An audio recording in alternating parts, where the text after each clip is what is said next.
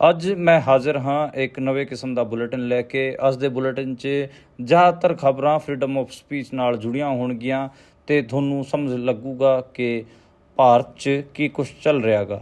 ਸਭ ਤੋਂ ਪਹਿਲੀ ਖਬਰ ਦੀ ਜੇ ਆਪਾਂ ਗੱਲ ਕਰੀਏ ਤਾਂ ਉਹ ਹੈਗੀ ਆ ਫੈਜ਼ ਦੀ ਨਜ਼ਮ ਬਾਰੇ। ਫੈਜ਼ ਦਾ ਗਾਣਾ ਹੁਣ ਇੰਡੀਆ 'ਚ ਗੁਣਗੁਣਾਉਣਾ ਇੱਕ ਹਿਸਾਬ ਨਾਲ ਦੇਸ਼ ਧਰੋਹ ਹੋ ਗਿਆ ਹੈਗਾ।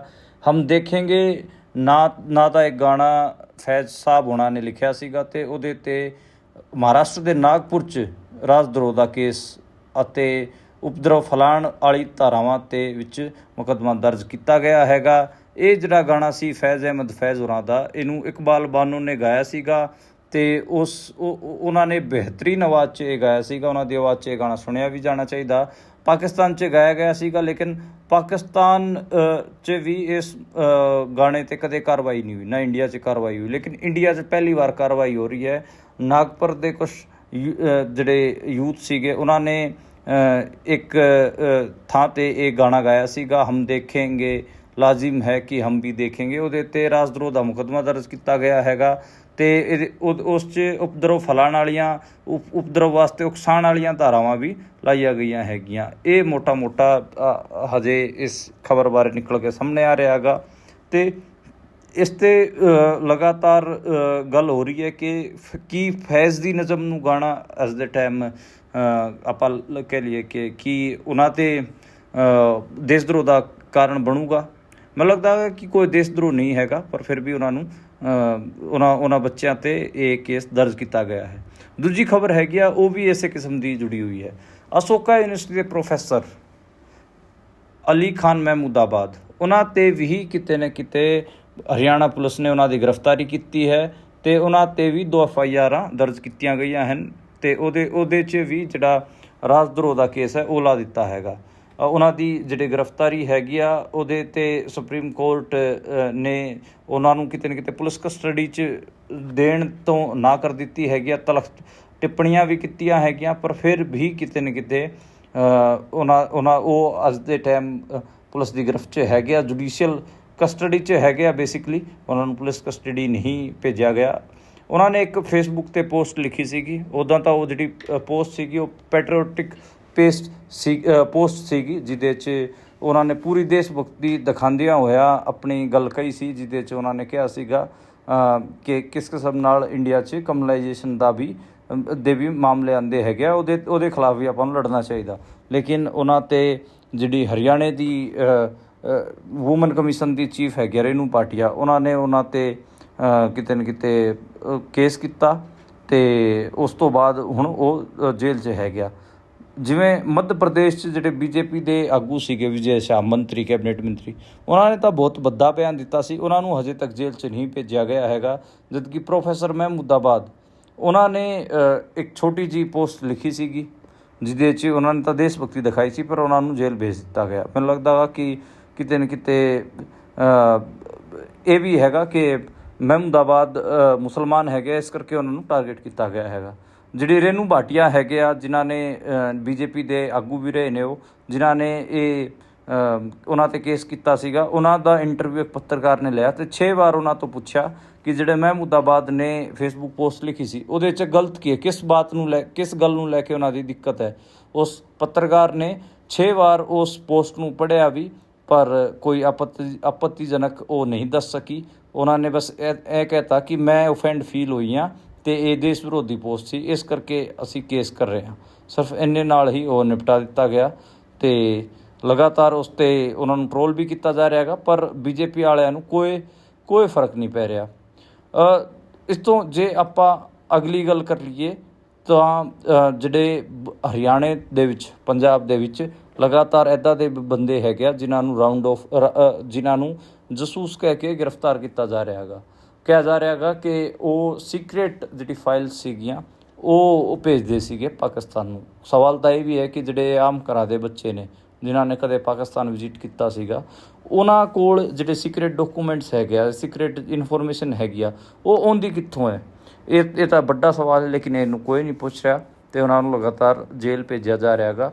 ਕਈ ਸਾਰੇ ਮਾਮਲਿਆਂ 'ਚ ਇੱਕ ਜਿਹੜੇ ਜੋਤੀ ਮਲਹੋਤਰਾ ਹੈਗੀ ਆ, ਉਹਦਾ ਕੇਸ ਸਭ ਤੋਂ ਜ਼ਿਆਦਾ ਵੱਡਾ ਕੀਤਾ ਜਾ ਰਿਹਾ ਹੈਗਾ। ਆਪਾਂ ਨੂੰ ਪਤਾ ਹੈ ਕਿ ਉਹਦੇ 'ਤੇ ਜਿਹੜੇ ਈਵਨ ਇੱਥੋਂ ਤੱਕ ਉਹਦੀ ਗੱਲ ਆ ਰਹੀ ਹੈ ਕਿ ਜਿਹੜੇ ਪਾਕਿਸਤਾਨ ਹਾਈ ਕਮਿਸ਼ਨ ਦੇ ਜਿਹੜੇ ਅਧਿਕਾਰੀ ਸੀਗੇ ਉਹਨਾਂ ਨਾਲ ਉਹਨੇ ਵਿਆਹ ਵੀ ਕਰ ਲਿਆ ਸੀਗਾ। ਇਸ ਕਿਸਮ ਦੀ ਜਿਹੜੀ ਫੇਕ ਨੈਰੇਟਿਵ ਹੈਗੇ ਆ ਇਹਨਾਂ ਬੱਚਿਆਂ ਬਾਰੇ ਪਰੋਸੇ ਜਾ ਰਹੇ ਨੇ। ਹਾਲਾਂਕਿ ਇੱਕ ਜਿਹੜਾ ਸਿੱਖ ਸੀਗਾ ਕੁਰੂਕਸ਼ੇਤਰ ਤੋਂ, ਉਹਨੂੰ ਛੱਡ ਦਿੱਤਾ ਗਿਆ ਹੈਗਾ ਇਨਵੈਸਟੀਗੇਸ਼ਨ ਤੋਂ ਬਾਅਦ। ਉਹਦੇ ਖਿਲਾਫ ਵੀ ਕੋਈ ਸਬੂਤ ਨਹੀਂ ਮਿਲੇ ਸੀਗੇ, ਪਰ ਉਹਨੂੰ ਵੀ ਪੂਰਾ ਬਦਨਾਮ ਕੀਤਾ ਗਿਆ। ਇੱਕ ਮੁੰਡਾ ਕੈਥਲ ਤੋਂ ਹੈ ਜੀ, ਉਹ ਵੀ ਸਿੱਖਾਂ ਦਾ ਮੁੰਡਾ ਹੈਗਾ, ਉਹਨੂੰ ਵੀ ਗ੍ਰਿਫਤਾਰ ਕੀਤਾ ਗਿਆ ਹੈ। ਉਹਦੇ ਬਾਰੇ ਇੱਕ ਬਾਈਟ ਵੀ ਘੁੰਮ ਰਹੀ ਹੈਗੀ। ਉਹਦੇ ਜਿਹੜੇ ਫਰੈਂਡਸ ਹੈਗੇ ਉਹ ਕਹਿ ਰਹੇ ਨੇ ਕਿ ਉਹ ਤਾਂ ਨਨਕਾਣਾ ਸਾਹਿਬ ਗਏ ਸੀਗੇ, ਉਹ ਤਾਂ ਕਿਤੇ ਗਏ ਨਹੀਂ। ਫਿਰ ਉਹਨਾਂ 'ਤੇ ਕਿਉਂ ਇਸ ਕਿਸਮ ਦੀ ਕਾਰਵਾਈ ਕੀਤੀ ਗਈ ਹੈਗੀ ਆ। ਪਰ ਹਜੇ ਟਾਈਮ ਲੱਗੂਗਾ ਦੁੱਧ ਦਾ ਦੁੱਧ ਅਤੇ ਪਾਣੀ ਦਾ ਪਾਣੀ ਹੋਣ 'ਚ। ਜਦੋਂ ਤੱਕ ਇਹ ਕੇਸਿਸ ਕੋਰਟ 'ਚ ਨਹੀਂ ਜਾਣਗੇ ਉਦੋਂ ਤੱਕ ਇਹਨਾਂ ਬੱਚਿਆਂ ਨੂੰ ਬੇਲ ਹੋਣੀ ਮੁਸ਼ਕਿਲ ਹੈ, ਅਤੇ ਉਹਨਾਂ 'ਤੇ ਕਿਤੇ ਨਾ ਕਿਤੇ ਜਸੂਸ ਵਾਲਾ ਟੈਗ ਲਾ ਦਿੱਤਾ ਗਿਆ ਹੈਗਾ। ਇਹ ਚੀਜ਼ਾਂ ਦਿਖਾਉਂਦੀਆਂ ਨੇ ਕਿ ਕਿਸ ਕਿਸਮ ਦਾ ਜਿਹੜਾ ਮਾਹੌਲ ਹੈ ਇਸ ਟਾਈਮ ਭਾਰਤ 'ਚ ਬਣਿਆ ਹੋਇਆ ਹੈ। ਜਿਵੇਂ ਮੈਂ ਬੁਲੇਟਿਨ ਦੀ ਸ਼ੁਰੂਆਤ 'ਚ ਪਹਿਲਾਂ ਹੀ ਕਿਹਾ ਸੀਗਾ ਕਿ ਅੱਜ ਆਪਾਂ ਜ਼ਿਆਦਾਤਰ ਆਪਣੀਆਂ ਗੱਲਾਂ ਫਰੀਡਮ ਆਫ ਸਪੀਚ ਬਾਰੇ ਰੱਖਾਂਗੇ।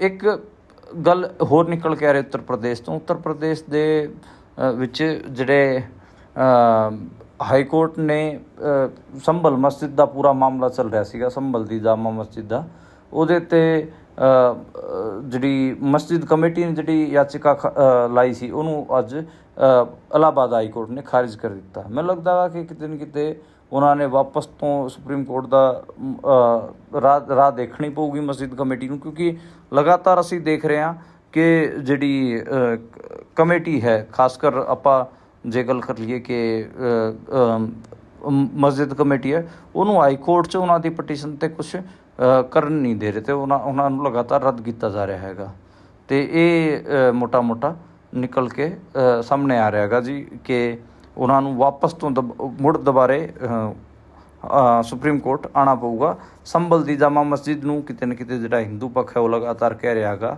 ਕਿ ਇਹ ਜਿਹੜੀ ਮਸਜਿਦ ਹੈਗੀ ਆ ਇਹ ਮੰਦਰ ਸੀਗਾ, ਅਤੇ ਮੰਦਰ ਦੇ ਉੱਤੇ ਮਸਜਿਦ ਬਣੀ ਹੋਈ ਹੈ।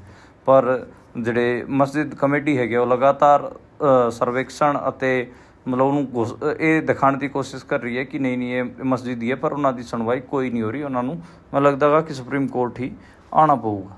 ਅਤੇ ਇਹ ਇਸ ਕਿਸਮ ਦਾ ਮਾਮਲਾ ਚੱਲ ਰਿਹਾ ਹੈਗਾ। ਜਿਵੇਂ ਹਰਿਆਣੇ ਦੀ ਜੋਤੀ ਸੀਗੀ, ਹੁਣ ਉੱਤਰ ਪ੍ਰਦੇਸ਼ ਤੋਂ ਇੱਕ ਸ਼ਹਿਜ਼ਾਦ ਵੀ ਪਕੜਿਆ ਗਿਆ ਹੈਗਾ। ਸ਼ਹਿਜ਼ਾਦ ਨੂੰ ਵੀ ਇਹ ISI ਦਾ ਏਜੰਟ ਦੱਸਿਆ ਜਾ ਰਿਹਾ ਹੈਗਾ, ਅਤੇ ਉਹ ਆਰੋਪ ਉਹਦੇ 'ਤੇ ਲੱਗੇ ਨੇ, ਅਤੇ ਉਹਨੂੰ ਰਾਮਪੁਰ ਤੋਂ ਗ੍ਰਿਫਤਾਰ ਕੀਤਾ ਗਿਆ ਹੈਗਾ। ਯਾਨੀ ਕਿ ਗ੍ਰਿਫਤਾਰੀਆਂ ਉੱਤਰ ਪ੍ਰਦੇਸ਼ ਤੋਂ ਵੀ ਹੁਣ ਹੋ ਰਹੀਆਂ ਨੇ। ਅਤੇ ਇਹ ਸਵਾਲ ਤਾਂ ਹੁਣ ਬਣਨਗੇ ਕਿ ਇਹ ਜਿਹੜੇ ਬੱਚੇ ਨੇ ਸਾਰੇ 20 22 25 ਸਾਲ ਦੇ ਨੇ, ਇਹਨਾਂ ਨੂੰ ਜਸੂਸ ਕਹਿ ਕੇ ਟਾਰਗੇਟ ਕੀਤਾ ਜਾ ਰਿਹਾ ਹੈਗਾ ਕਿ ਇਹ ਜਸੂਸ ਹੈ ਵੀ ਗੇ ਜਾਂ ਨਹੀਂ ਹੈਗਾ।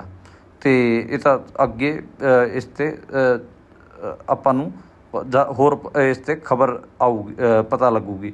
ਅੱਜ ਜੀ ਸੁਪਰੀਮ ਕੋਰਟ ਦੇ ਵਿੱਚ ਇੱਕ ਹੋਰ ਸੁਣਵਾਈ ਹੋਣੀ ਸੀ, ਅਹਿਮ ਸੁਣਵਾਈ, ਉਹ ਵਕਫ 'ਤੇ ਸੀਗੀ। ਅਤੇ ਵਕਫ 'ਤੇ ਜਿਹੜੇ ਸਾਬਕਾ ਚੀਫ ਜਸਟਿਸ ਸੀ ਸੰਜੀਵ ਖੰਨਾ, ਉਹਨਾਂ ਨੇ 3 ਮਹੱਤਵਪੂਰਨ ਸਵਾਲ ਚੁੱਕੇ ਸੀਗੇ, ਪਰ ਹੁਣ ਉਹ ਰਿਟਾਇਰ ਹੋ ਚੁੱਕੇ ਨੇ, ਅਤੇ ਨਵੇਂ ਜਿਹੜੇ ਚੀਫ ਜਸਟਿਸ ਹੈ ਹੁਣ ਉਹ ਦੇਖਾਂਗੇ ਕਿ ਉਹ ਕਿਸ ਕਿਸਮ ਦੇ ਫੈਸਲੇ ਸੁਣਾਉਣਗੇ।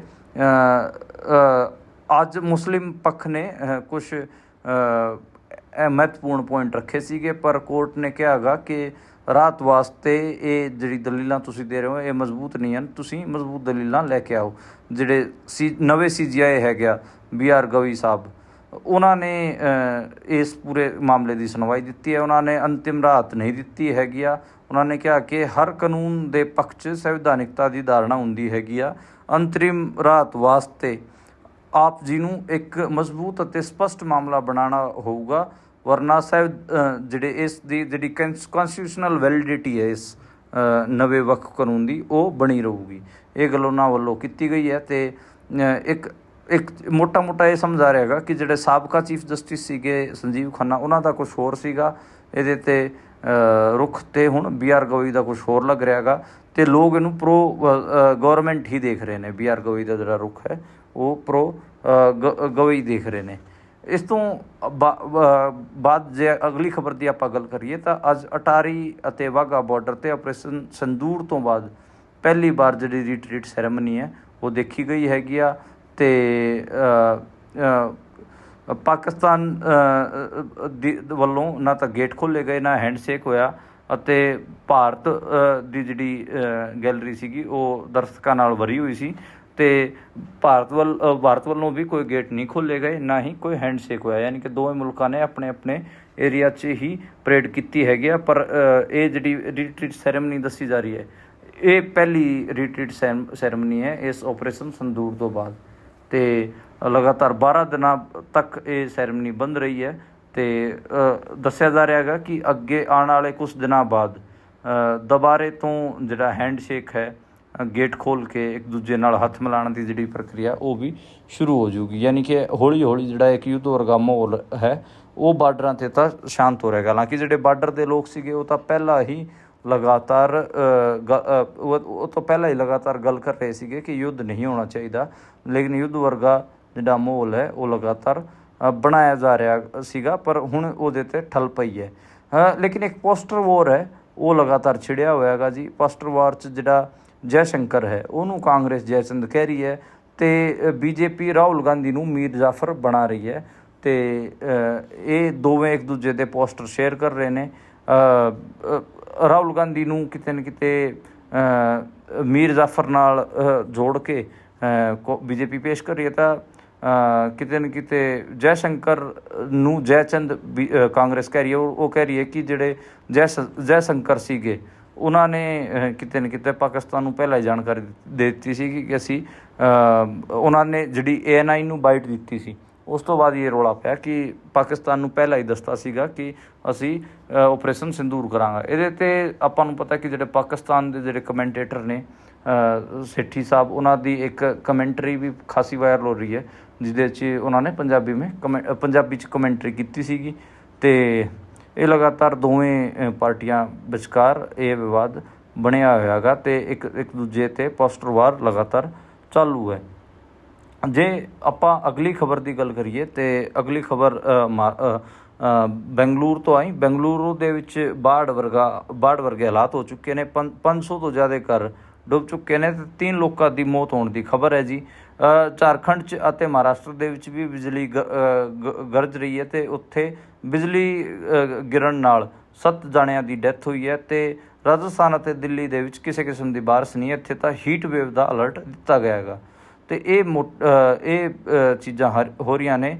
ਮੁੰਬਈ ਦੇ ਵਿੱਚ ਇੱਕ ਹੋਰ ਅਨੋਖਾ ਮਾਮਲਾ ਹੈਗਾ ਕਿ ਉੱਥੇ 2 ਜਾਣਿਆਂ ਦੀ ਕਰੋਨਾ ਨਾਲ ਜਿਹੜੇ ਪੋਜ਼ੀਟਿਵ ਸੀ ਉਹਨਾਂ ਦੀ ਡੈਥ ਹੋ ਚੁੱਕੀ ਹੈਗੀ ਆ। ਜਿਹੜੇ ਡਾਕਟਰ ਹੈਗੇ ਆ ਉਹ ਕਹਿ ਰਹੇ ਹੈਗੇ ਆ ਕਿ ਪੁਰਾਣੀ ਬਿਮਾਰੀ ਨਾਲ ਜਾਨ ਗਈ ਹੈਗੀ ਆ, ਕਰੋਨਾ ਨਾਲ ਨਹੀਂ ਗਈ। ਲੇਕਿਨ ਸਿੰਗਾਪੁਰ ਦੇ ਵਿੱਚ ਜਿਹੜਾ ਕਰੋਨਾ ਉਹ ਲਗਾਤਾਰ ਵੱਧ ਰਿਹਾ ਹੈਗਾ, ਇਸ ਕਰਕੇ ਜਿਹੜੇ ਇੰਡੀਆ ਦੇ ਵਿੱਚ ਵੀ ਇਸ ਨੂੰ ਸੀਰੀਅਸਲੀ ਹੁਣ ਲਿਆ ਜਾ ਰਿਹਾ ਹੈਗਾ। ਸਿੰਗਾਪੁਰ ਦੇ ਵਿੱਚ 3000 ਨਵੇਂ ਕਰੋਨਾ ਦੇ ਕੇਸ ਆਏ ਨੇ ਜੀ। ਅਤੇ ਆਪਾਂ ਨੂੰ ਪਤਾ ਹੈ ਕਿ ਪਿਛਲੇ 2 ਮਹੀਨਿਆਂ ਤੋਂ ਲਗਾਤਾਰ ਸਿੰਗਾਪੁਰ ਦੇ ਕਰੋਨਾ ਦੇ ਕੇਸਿਸ 'ਚ ਵਾਧਾ ਹੋ ਰਿਹਾ ਹੈਗਾ। ਅਪ੍ਰੈਲ ਦੇ ਆਖਰੀ ਹਫ਼ਤੇ 'ਚ 11,100 ਕੇਸ ਸੀਗੇ, ਅਤੇ ਹੁਣ ਦੱਸਿਆ ਜਾ ਰਿਹਾ ਹੈਗਾ ਕਿ ਇਹਨਾਂ 'ਚ 28% ਦਾ ਵਾਧਾ ਹੋਇਆ ਹੈਗਾ। ਅਤੇ ਉੱਥੇ ਕੋਵਿਡ ਦਾ ਨਵਾਂ ਵੇਰੀਐਂਟ JN1 ਫੈਲਣ ਦੀ ਗੱਲ ਕਹੀ ਜਾ ਰਹੀ ਹੈਗੀ ਆ। ਜਿਹੜੇ ਇਹ ਚੀਨ ਅਤੇ ਥਾਈਲੈਂਡ ਦੇ ਵਿੱਚ ਵੀ ਇਹ ਜਿਹੜਾ ਕੋਵਿਡ ਹੈਗਾ ਇਹ ਫੈਲ ਰਿਹਾ ਹੈਗਾ, ਅਤੇ ਉੱਥੋਂ ਇਹ ਖਬਰਾਂ ਲਗਾਤਾਰ ਆ ਰਹੀਆਂ ਨੇ। ਇਸ ਤੋਂ ਇਲਾਵਾ ਜੇ ਆਪਾਂ ਗੱਲ ਕਰੀਏ ਕਿ ਜਿਹੜੇ ਈਸਾਈ ਕਾਨੂੰਨ 'ਤੇ ਵੀ ਹੁਣ ਕਿਤੇ ਨਾ ਕਿਤੇ ਇੱਕ ਨਵੀਂ ਚੀਜ਼ ਨਿਕਲ ਕੇ ਸਾਹਮਣੇ ਆ ਰਹੀ ਹੈ। ਸੁਪਰੀਮ ਕੋਰਟ ਇੱਕ ਗੱਲ ਇਹ ਕਹੀ ਜਾ ਰਹੀ ਹੈ, ਹਾਈ ਕੋਰਟ ਵੱਲੋਂ ਮਦਰਾਸ ਹਾਈ ਕੋਰਟ ਨੇ ਇੱਕ ਫੈਸਲਾ ਦਿੱਤਾ ਹੈ ਕਿ ਜੇ ਤੁਸੀਂ ਈਸਾਈ ਕਾਨੂੰਨ ਮੁਤਾਬਿਕ ਜੇ ਸ਼ਾਦੀ ਕਰ ਲੈਂਦੇ ਹੋ ਤਾਂ ਤੁਹਾਡਾ ਜਿਹੜਾ ਸ਼ਡਿਊਲ ਕਾਸਟ ਦਾ ਜਿਹੜਾ ਦਰਜਾ ਹੈਗਾ ਉਹ ਖਤਮ ਹੋ ਜਾਊਗਾ। ਇਹ ਗੱਲ ਕਹੀ ਗਈ ਹੈ। ਇਹਦਾ ਅਸਰ ਆਪਾਂ ਨੂੰ ਪੰਜਾਬ 'ਚ ਵੀ ਦੇਖਣ ਨੂੰ ਮਿਲੂਗਾ, ਕਿਉਂਕਿ ਮਾਝੇ ਅਤੇ ਦੁਆਬੇ 'ਚ ਬਹੁਤ ਸਾਰੇ ਦਲਿਤਾਂ ਨੇ, ਜਿਹੜੇ ਸਿੱਖ ਦਲਿਤ ਸੀਗੇ, ਉਹਨਾਂ ਨੇ ਈਸਾਈ ਧਰਮ ਅਪਣਾਇਆ ਸੀਗਾ। ਜੇ ਉਹ ਵੀ ਈਸਾਈ ਧਰਮ ਮੁਤਾਬਕ ਕਾਨੂੰਨ ਮੁਤਾਬਕ ਜੇ ਵਿਆਹ ਕਰਨਗੇ, ਹੁਣ ਕੀ ਉਹਨਾਂ ਨੂੰ ਆਰਕਸ਼ਣ ਦਾ ਫਾਇਦਾ ਮਿਲੂਗਾ ਜਾਂ ਨਹੀਂ ਮਿਲੂਗਾ, ਇਹਦੇ 'ਤੇ ਲਗਾਤਾਰ ਲੋਕ ਗੱਲ ਕਰ ਰਹੇ ਨੇ।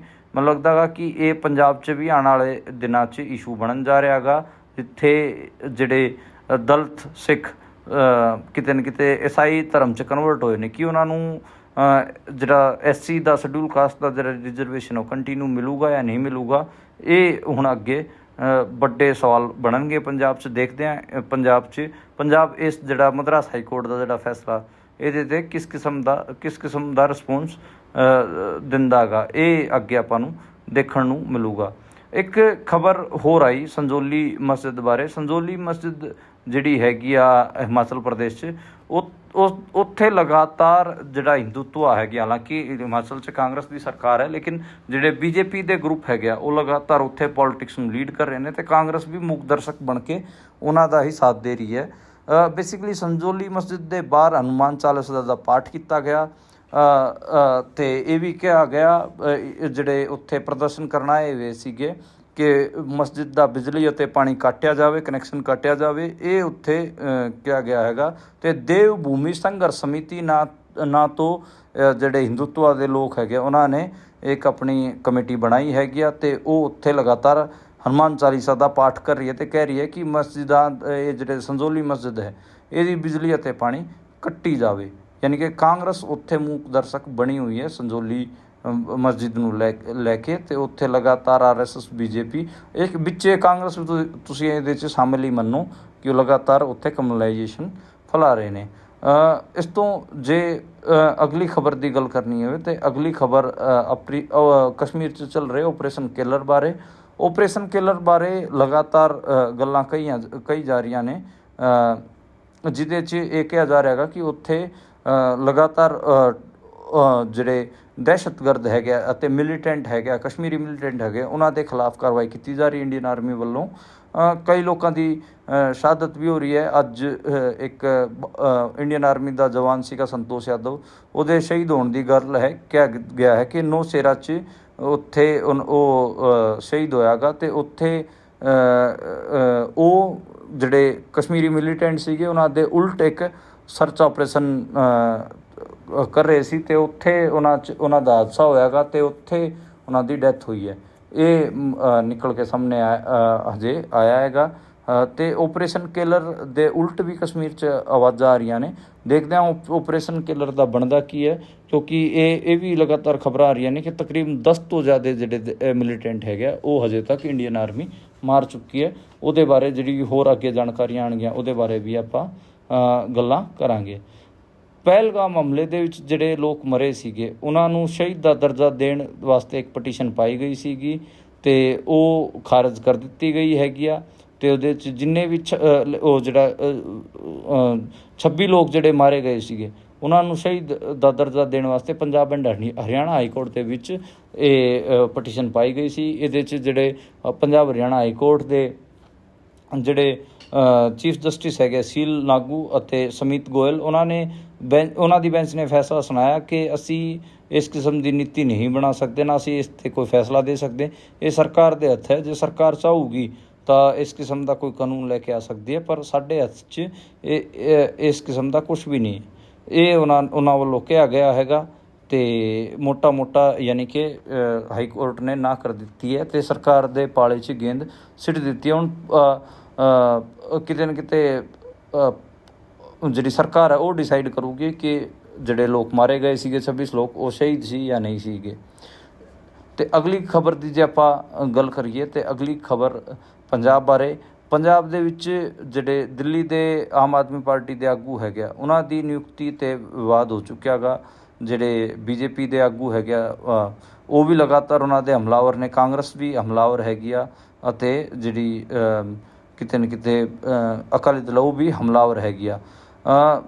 ਖਬਰ ਇਹ ਹੈ ਕਿ CM ਮਾਨ ਨੂੰ ਲਗਾਤਾਰ ਜਿਹੜੀ ਨਿਯੁਕਤੀਆਂ ਕੀਤੀਆਂ ਜਾ ਰਹੀਆਂ ਨੇ ਉਸ ਵਾਸਤੇ ਇਹ ਜਿਹੜਾ ਆਪਾਂ ਕਹਿ ਲਈਏ ਕਿ 2 ਨਿਯੁਕਤੀਆਂ ਹੋਈਆਂ ਨੇ, ਉਹਦੇ ਵਾਸਤੇ ਆਲੋਚਨਾ ਚੱਲ ਰਹੀਆਂ ਪੈ ਰਹੀਆਂ ਨੇ। ਇੱਕ ਤਾਂ ਜਿਹੜੀ ਦੀਪਕ ਚੌਹਾਨ ਦੀ, ਅਤੇ ਦੂਜੀ ਪੰਜਾਬ ਪ੍ਰਦੂਸ਼ਣ ਜਿਹੜੇ ਨਿਯੰਤਰਣ ਬੋਰਡ ਹੈਗੇ ਉਹਦੇ ਚੇਅਰਪਰਸਨ ਅਤੇ ਰੀਨਾ ਗੁਪਤਾ ਦੀ। ਇਹ 2 ਜਿਹੜੀ ਨਿਯੁਕਤੀਆਂ ਨੇ ਇਹਨਾਂ 'ਤੇ ਕਿਤੇ ਨਾ ਕਿਤੇ ਲਗਾਤਾਰ ਭਗਵੰਤ ਮਾਨ ਨੂੰ ਦਿੱਲੀ ਦੀ ਕਠਪੁਤਲੀ ਦੱਸਿਆ ਜਾ ਰਿਹਾ ਹੈਗਾ, ਅਤੇ ਸਾਰੇ ਹੀ ਜਿਹੜੇ ਆਗੂ ਨੇ ਆਪੋਜੀਸ਼ਨ ਪਾਰਟੀ ਵਾਲੇ ਨੇ ਉਹਨਾਂ 'ਤੇ ਹਮਲਾਵਰ ਨੇ। 2 ਅਹਿਮ ਨਿਯੁਕਤੀਆਂ ਕੀਤੀਆਂ ਗਈਆਂ ਹਨ। ਇੱਕ ਤਾਂ ਪੰਜਾਬ ਪ੍ਰਦੂਸ਼ਣ ਨਿਯੰਤਰਣ ਬੋਰਡ ਦੀ ਚੇਅਰਪਰਸਨ ਵਜੋਂ ਰੀਨਾ ਗੁਪਤਾ ਨੂੰ ਬਣਾਇਆ ਗਿਆ।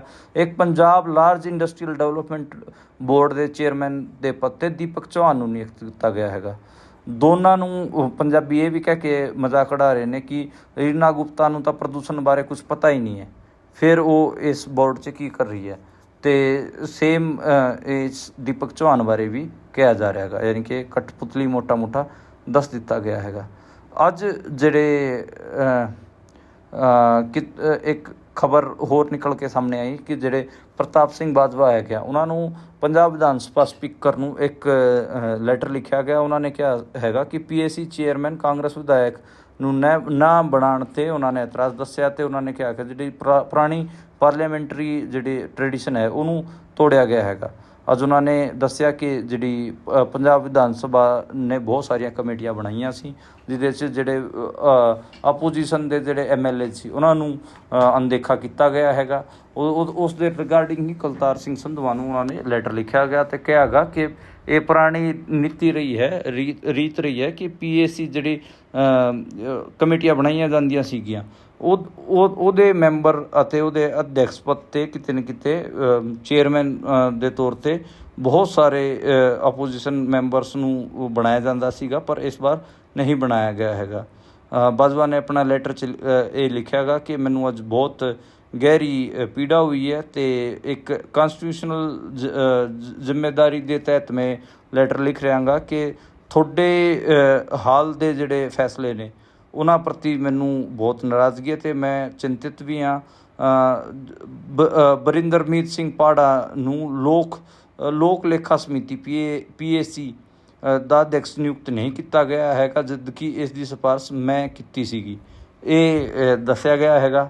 ਸਾਲਾਂ ਤੋਂ ਇਹ ਨਿਯਮ ਚੱਲਦਾ ਆ ਰਿਹਾ ਸੀਗਾ ਕਿ ਜਿਹੜੀ PAC ਹੁੰਦੀ ਸੀ, ਲੋਕ ਲੇਖਾ ਸਮਿਤੀ ਹੁੰਦੀ ਸੀ, ਉਹਦਾ ਜਿਹੜਾ ਅਧਿਅਕਸ਼ ਹੁੰਦਾ ਸੀਗਾ ਉਹ ਆਪੋਜੀਸ਼ਨ ਪਾਰਟੀਆਂ ਤੋਂ ਹੁੰਦਾ ਸੀਗਾ, ਪਰ ਇਸ ਵਾਰ ਆਪੋਜੀਸ਼ਨ ਪਾਰਟੀਆਂ ਨੂੰ ਨੈਗਲੈਕਟ ਕੀਤਾ ਗਿਆ ਹੈ, ਅਤੇ ਉਹਦਾ ਹੀ ਜਿਹੜਾ ਦੁੱਖ ਹੈਗਾ ਉਹ ਹੁਣ ਜਿਹੜੀ ਆਪੋਜੀਸ਼ਨ ਹੈ ਅਤੇ ਆਪੋਜੀਸ਼ਨ ਦੇ ਲੀਡਰ ਆਫ ਆਪੋਜੀਸ਼ਨ ਪ੍ਰਤਾਪ ਸਿੰਘ ਬਾਜਵਾ ਹੋਰੀ ਲੈਟਰ ਲਿਖ ਕੇ ਮਨਾ ਰਹੇ ਨੇ। ਇਹ ਅੱਜ ਦੀਆਂ ਮੋਟੀਆਂ ਖਬਰਾਂ ਸੀ। ਜਾਂਦੇ ਇੱਕ ਅਪਡੇਟ ਮੈਂ ਭਾਖੜਾ ਜਲ ਵਿਵਾਦ 'ਤੇ ਦੇ ਦਿੰਦਾ। ਜਿਹੜੀ ਅਗਲੀ ਸੁਣਵਾਈ ਹੈ ਉਹ 22 ਮਈ ਨੂੰ ਹੋਣ ਜਾ ਰਹੀ ਹੈ, ਅਤੇ ਕੇਂਦਰ ਅਤੇ ਹਰਿਆਣਾ ਸਰਕਾਰ ਨੇ ਜਵਾਬ ਦਾਖਲ ਕੀਤਾ ਹੈਗਾ। ਬਾਕੀ ਜਿਹੜੇ CM ਭਗਵੰਤ ਮਾਨ ਹੈਗੇ ਉਹਨਾਂ ਨੇ ਕੱਲ੍ਹ ਨੰਗਲ ਜਾਣ ਦਾ ਐਲਾਨ ਕੀਤਾ ਹੈ, ਅਤੇ ਇਹ ਮੋਟੀ ਇਸ ਖਬਰ ਬਾਰੇ ਅਪਡੇਟ ਹੈਗੀ ਆ। ਅੱਜ ਇਸ ਮਾਮਲੇ ਦੀ ਸੁਣਵਾਈ ਸੀ Punjab and Haryana high court 'ਚ, ਅਤੇ ਇਸ ਮਾਮਲੇ 'ਚ ਹਰਿਆਣਾ ਸਰਕਾਰ ਨੇ, BBMP ਨੇ ਅਤੇ ਕੇਂਦਰ ਸਰਕਾਰ ਨੇ, ਤਿੰਨਾਂ ਨੇ ਆਪਣਾ ਜਿਹੜਾ ਜਵਾਬ ਹੈਗਾ ਉਹ ਦਾਖਲ ਕਰ ਦਿੱਤੇ ਹੈਗੇ ਆ, ਅਤੇ ਪੰਜਾਬ ਸਰਕਾਰ ਨੇ ਵੀ ਜਵਾਬ ਦਾਖਲ ਕਰਨ ਵਾਸਤੇ ਟਾਈਮ ਮੰਗਿਆ ਸੀਗਾ, ਅਤੇ ਕੋਰਟ ਨੇ ਸਹਿਮਤੀ ਦੇ ਦਿੱਤੀ ਹੈਗੀ ਆ, ਅਤੇ 22 ਮਈ ਨੂੰ ਅਗਲੀ ਸੁਣਵਾਈ ਤੈਅ ਕੀਤੀ ਗਈ ਹੈ। ਸ਼ਾਇਦ 22 ਮਈ ਨੂੰ ਪੰਜਾਬ ਸਰਕਾਰ ਵੀ ਆਪਣਾ ਜਵਾਬ ਇਸ ਬਾਰੇ ਦਾਖਲ ਕਰੂਗੀ। 22 ਮਈ ਤੱਕ ਕਿਤੇ ਨਾ ਕਿਤੇ ਇੰਤਜ਼ਾਰ ਕਰਨਾ ਪਊਗਾ। ਅਤੇ ਦੂਜੇ ਤਰਫ ਜੇ ਆਪਾਂ ਗੱਲ ਕਰੀਏ ਤਾਂ ਜਿਹੜੇ ਭਗਵੰਤ ਮਾਨ ਹੈਗੇ ਉਹ ਕੱਲ੍ਹ ਨੰਗਲ ਦੇ ਵਿੱਚ ਜਾਣਗੇ, ਅਤੇ ਉੱਥੇ ਪ੍ਰਦਰਸ਼ਨ ਕਰਨ ਦੀ ਗੱਲ ਕਹੀ ਜਾ ਰਹੀ ਹੈ, ਅਤੇ ਇਹ ਮੋਟੀ ਅੱਜ ਦੀ ਅਪਡੇਟ ਸੀਗੀ। ਹੁਣ 22 ਮਈ ਨੂੰ ਜਿਹੜੀ Punjab and Haryana high court ਦੀ ਸੁਣਵਾਈ ਹੈ ਉਹਦੇ 'ਤੇ ਸਾਰਿਆਂ ਦੀ ਨਿਗਾਹ ਰਹੂਗੀ। ਅੱਜ ਵਾਸਤੇ ਇੰਨਾ ਹੀ। ਤੁਸੀਂ ਦੇਖਦੇ ਅਤੇ ਸੁਣਦੇ ਰਹੋ ਪੰਜਾਬੀ ਰੇਡੀਓ USA।